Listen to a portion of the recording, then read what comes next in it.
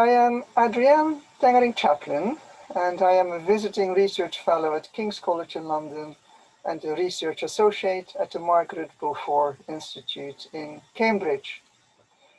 This lecture was prepared for the Kuyper Centennial Congress in 2020 and is entitled "A Most Serious Power in Our Present Existence: Kuyper's Calvinist Aesthetics and the Democratization of Art." Considering Kuyper's vast output of work and accomplishments in the areas of politics, theology, education, labor, and the media, he might have been forgiven if he had not also directed his attention to the realm of art. Yet it was precisely this topic that he chose to address in some of his most prestigious and most strategic lectures. For Kuyper, it had always been important to demonstrate that Calvinism was not merely an ecclesiastical movement, or for that matter, a political program, but a broad cultural movement rooted in an all-embracing worldview that had vast implications for both sacred and secular life. An additional motivation for Kuyper to address the arts was the widespread prejudice that Calvin had been anti-art, or that Calvinism as a movement had not made any contributions to the development of arts in its time. Kuyper sought to overturn this prejudice by arguing that Calvinism had in fact been an important influence on the internationally acclaimed 17th century Dutch school of painting. Kuyper's views of the relation between art and Calvinism can be found in three seminal lectures. The first was delivered at the end of his 8-year rectorship of the Free University in Amsterdam in 1888. The second was given exactly 10 years later as part of his famous Stone Lectures at Princeton University in 1898. And the third, presented for the Presbyterian Historical Society in Philadelphia, also took place in that same year. By the time Kuyper gave his first lecture, he had already taught various courses in aesthetics at the Free University since its foundation as a Protestant university in 1880. This was not a little surprising, since at that time very few Protestants in the Netherlands had any involvement with the arts. Despite an emergent interest in painting and theatre among the Dutch rising middle class, Protestants, unlike their Catholic counterparts, felt more at home with matters of mind and word. The lecture introduced what was to become a central theme in Kuyper's Calvinist aesthetics: the beauty of the world as a reflection of God's heerlijkheid, or glory. As he formulated it in his Princeton lecture, beauty is the expression of a divine perfection. Art, on that view, is engaged in the mystical task of reminding people of the beauty of the world as it was before the fall, and providing glimpses of the new redeemed creation. In Kuyper's words, standing by the ruins of this once so wonderfully beautiful creation, art points out to the Calvinist both the still visible lines of the original plan and, what is even more, the splendid restoration by which the supreme artist and master builder will one day renew and enhance even the beauty of his original creation. Kuyper's view of art and beauty contained clear echoes of a Platonic metaphysics, in which earthly, temporal beauty is conceived as a reminder of and pointed to eternal spiritual beauty. There is, however, one important difference. Whereas Plato had a very high view of beauty, he had a very low view of art. art for Plato is merely a copy of the world, which is itself a copy of the world of ideas. Hence, art is not only superfluous, indeed, why make a copy of a copy, it is also deceptive, as it presents or represents something as real, which is in fact only a copy. For Kuyper, by contrast, art is closely connected to beauty and is seen as an instance of the earthly beauty that reflects divine beauty. So Kuyper's beauty theology stands in a long tradition of Christian sacramental thinking about beauty and the arts that merges Platonic ideas of beauty with romantic notions of art. In this tradition, beautiful art, usually written with a capital A, occupies a privileged entry point to divine revelation and is seen as a unique bridge to the spiritual. Kuyper's privileging of artistic beauty as a reflection of God's perfection could be said to stand in tension with his view of the radicality of the fall, which affects every inch of creation. It can also be said to stand in tension with the equally important Calvinist idea that, in principle, any obedient human response to the cultural mandate, or, for that matter, any human act of kindness, justice, or love, can serve as a pointer to God's goodness and perfection. It may even be said to conflict with his strong denunciation of liturgical symbolism, a topic he had addressed in his Philadelphia lecture under the title The Antithesis Between Symbolism and Revelation. The background to that lecture has been the growing popularity of the liturgical movement in Anglican and Episcopal churches in the UK and America. Now, Calvinism, so Kuyper claimed, strictly forbade any, quote, symbolical expression of its religion in visible and central forms, end of quote. For him, there is an unbridgeable gap between, on the one hand, a faith that relies on central symbols for a connection between mankind and the divine, and, on the other, a faith that depends on God's revelation of himself through his word.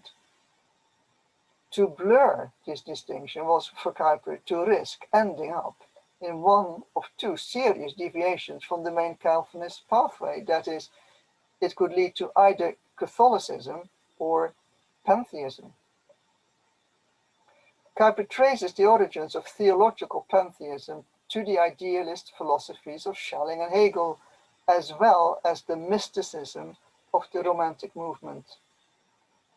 In all of these, there is a desire to link the finite and the infinite by means of a sensuous or symbolic form. One might wonder, however, whether Kuyper's own view of artistic beauty as a reflection of divine perfection was not itself also a case of a sensuous finite form expressing an invisible infinite. Can his view of visible beauty not be equally said to be symbolic of a higher spiritual realm? But there is yet another incongruity. For Kuyper, the highest ideal of beauty was achieved by the ancient Greeks. Even though the Greeks were unbelievers, they had, so he argued, achieved the highest expression of beauty through their ideals of order and harmony. In attributing this honor to the pagan Greeks, he drew on an important Calvinist principle, the principle of common grace, that stipulated that, quote, all liberal arts are gifts which God imparts promiscuously to believers and unbelievers.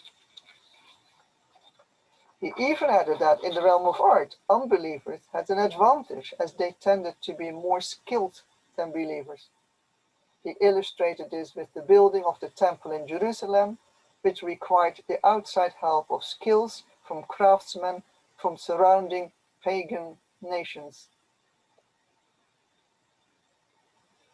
As several commentators have pointed out, Kuyper's appeal to common grace in the realm of art contrasts sharply with his emphasis on the antithesis in the realms of politics and science. While in the realm of art he foregrounded the principle of common grace, in politics and science he made a sharp separation between science that was practiced by believers under the guidance of the Holy Spirit and that undertaken by apostate unbelievers. In other words, while Kuyper believed there were two kinds of science, he did not think there were two kinds of art. As may have become clear, Kuyper's view of art and beauty contains numerous incongruities and internal inconsistencies that remain ultimately unresolved. As such, it lacks the viability to serve as a robust basis for a Christian theology or philosophy of art. However, in addition to his beauty theology, Kuyper's lectures cover several other art-related topics that provide more promising avenues for such. As I will show, some of these themes have also been influential in the shaping of a distinct neo-Calvinist school of aesthetics and philosophy of art. I will focus on two themes in particular. First, the idea that art should be free from any serious dependence on another social sphere or institution, be that church, court, or state. And second, the idea of the emancipation of the common man in the realm of art. Taken together, these two themes contribute to a fresh understanding of the role and place of art in society at large and contain a powerful call for the democratization of art. In order to defend the idea that art should be free from any ecclesiastical oversight or authority, Kuyper appeals to another key Calvinist principle, that of sphere sovereignty. That is, the view that there are different spheres in societal life that have their distinct identity and are irreducible to each other. Kuyper observes that in their respective origins, art and religion were closely intertwined, and that there is hardly any major artistic style or movement, the origins of which cannot be traced back to some form of worship practice, whether in temple, pagoda, cathedral, or mosque. However, following Hegel, he argued that for religion to mature properly, it needed to free itself from the crutches of symbolic images. Fully fledged religions operate at a purely spiritual level in people's hearts and minds and should not need the support of sensuous forms. This loosening of ties between religion and art was important not only for the proper development of religion, but also for that of art. Kuyper is fully aware that certain periods in which art and religion were closely intertwined had produced some major masterpieces, such as the Parthenon in Athens, the Hagia Sophia in Istanbul, or St. Peter's Cathedral in Rome. But he points out that such large and ambitious building projects were almost always dependent on a dominant national religion or indebted to a powerful patron or controlling state, and that this inevitably risked curtailing the artist's freedom of expression. By freeing art from the dictates of such powerful institutions, the artist was free to expand their range of subject matter and explore life in all its rich variety, including the life of the common man. Kuyper illustrates this point with reference to the acclaimed Dutch 17th century Dutch school of painting with its famous history of landscape, domestic scenes, and portraits. Unlike medieval and Renaissance painters who limited themselves to mythical or religious elevated topics, these Dutch painters had begun to paint the lives of common people in their day-to-day affairs, an example of what Charles Taylor has called the reaffirmation of ordinary life. Instead of idealizing their subjects, they depicted men and women with genuine emotions and expressions of joy or grief. Kuyper connected his attention for the common man with yet another Calvinist principle, that of election, which holds that God predestined some to be saved and others to be lost to eternal life. While to our modern sensibilities, this doctrine evokes the jarring idea of exclusion of the non-elect, for Kuyper it highlighted God's inclusivity and impartiality by saving not only those of power and importance, but, at least in principle, any. As he puts it, if an ordinary man to whom the world pays no special attention is valued and even chosen by God as one of his elect, this must lead the artist also to find a motive for his artistic studies in what is common and of everyday occurrence, to pay attention to the emotions and the issues of the human heart in it, to grasp with his artistic instinct their ideal impulse, and lastly, by his pencil, to interpret for the world at large the precious discovery he has made. One could arguably object that the same point of universal human value could also have been made, and made more strongly, by referring to the Genesis account of the creation, in which every human being is created equally in the image of God. But be that as it may, Kuyper sees this new attention for the common man reflected in the Dutch art of the Golden Age, both in secular and in religious paintings. Previously idealized prophets, apostles, and saints were now being humanized by being depicted realistically in all their flawed and frail human condition. Kuyper saw this especially in the works of Rembrandt, although he acknowledged that Rembrandt himself did not self-identify as a Calvinist. Indeed, both as a painter and as art dealer, Rembrandt often crossed denominational boundaries. He nevertheless held that his paintings and that of many of his contemporaries were influenced by the Calvinist principles that had shaped Dutch culture and society more generally. According to Kuyper, it was Calvinism that had set art free from its bondage to the church. As he put it in his Princeton lecture, our fathers broke with the splendor ecclesiae, with her outward glitter, and so also with her vast possessions, by which art was financially held in bondage. As has been pointed out by others, Kuyper's attempt to attribute the success of the Dutch school of painting to Calvinism is not entirely convincing.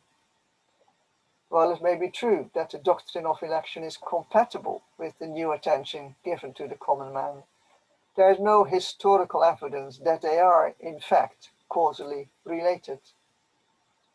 The more likely explanation is that this new trend was a result of the need to meet the demands of a new buyer's market.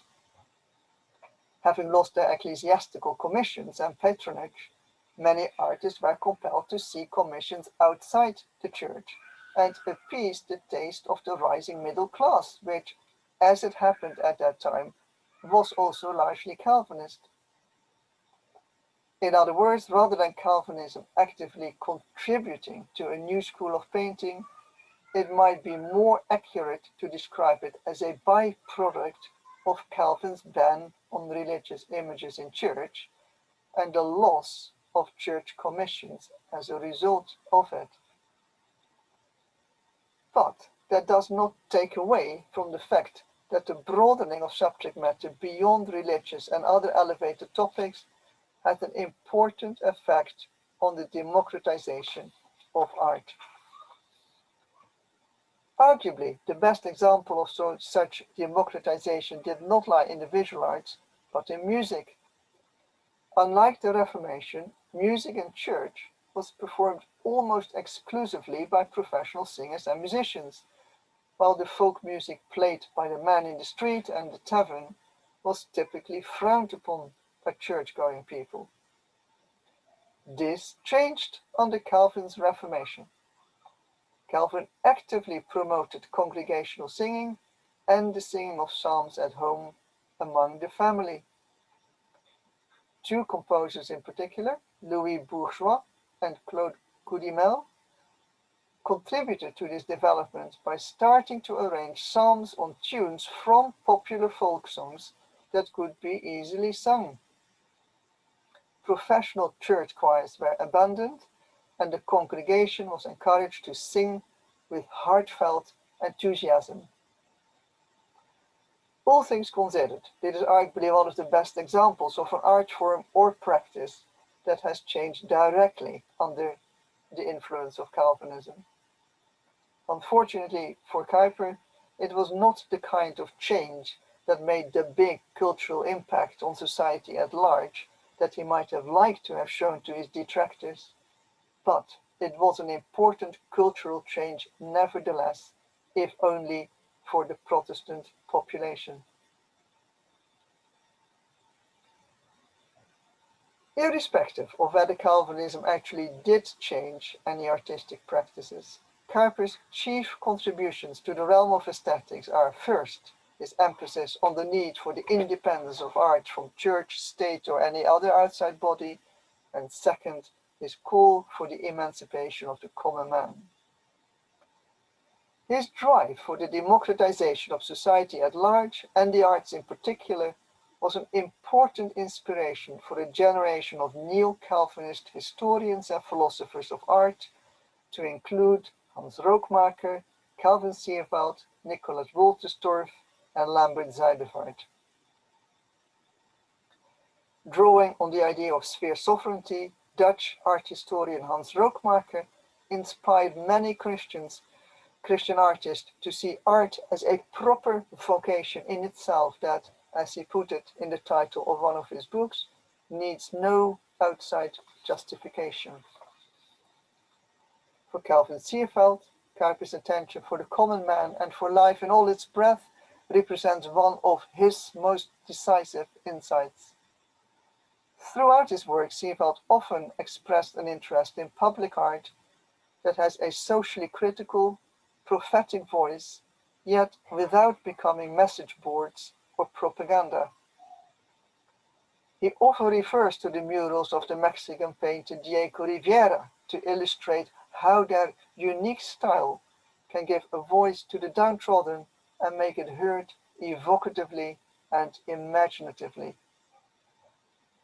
Sierveld agrees with Kuyper that art should retain its institutional independence, unencumbered by the dictates of an overbearing sponsor or powerful patron. But it does not mean that it cannot also serve some external goal or purpose. Many works of art in our society are used in the context of and for the purpose of such practices as commemorating, teaching, campaigning, healing, or indeed worshipping. Sierveld refers to such art as double-duty art. A good hymn, for instance, should not only be theologically sound, but musically interesting and, of course, singable by a congregation. The same interest in art outside the gallery or concert hall can be found in the writings of Nicholas Wolterstorff. Art for Wolterstorff is not primarily an object for aesthetic contemplation. As he pointed out, it only became this for the first time in the 18th century. but a social practice that can perform a wide range of social functions. For Wolterstorff, art's embeddedness in day-to-day life is in no way inferior to so-called autonomous art, the kind seen in galleries or heard in concert halls. On the contrary, Wolterstorff disagrees with Sierveld on the question whether the emergence of art as an autonomous realm should be seen as a positive or a negative development. Whereas Sierveld argued that the emergence of art as a separate realm in the 18th century allowed art the space to grow and experiment on its own terms, Wolterstorff argued that its removal from day-to-day life contributed to its elitism. Despite their differences on this point, both of them agree that it is part of the Christian calling to produce culturally transformative art both within and outside the church.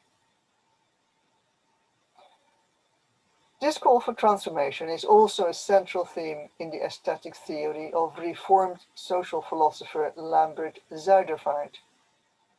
Drawing on Kuyper's notion of sphere sovereignty to free art from any financial bondage, Zuidervaart highlights the need for a social infrastructure and a robust civic society that can provide a potential buffer for art from both state and market pressures.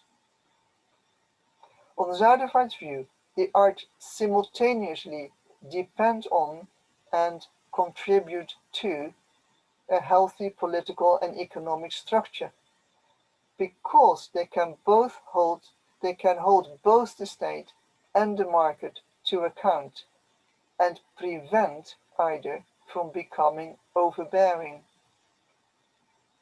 More importantly even, by nurturing open and critical dialogue on issues of shared human concern, they are able to help shape the way the state and the market are meant to operate.